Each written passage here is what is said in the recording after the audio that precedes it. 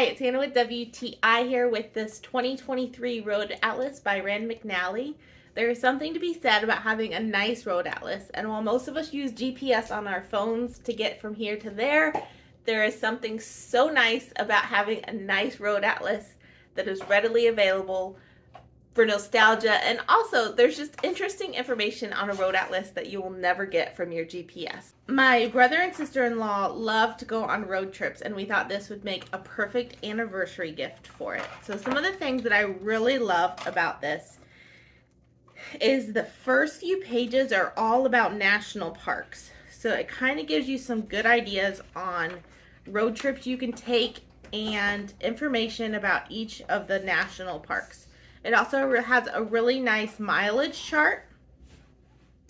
And then the maps of all the states are in alphabetical order. And I love how it has the cities separate. So we live in Indiana, and I thought it was so nice. Not only does it break it down to the capital, Indianapolis, but there is even a central Indianapolis that just has our downtown area. So if you love going on road trips or you just love learning about geography, this atlas is super cool. You can learn so many cool things and also be able to tell where exactly you need to go.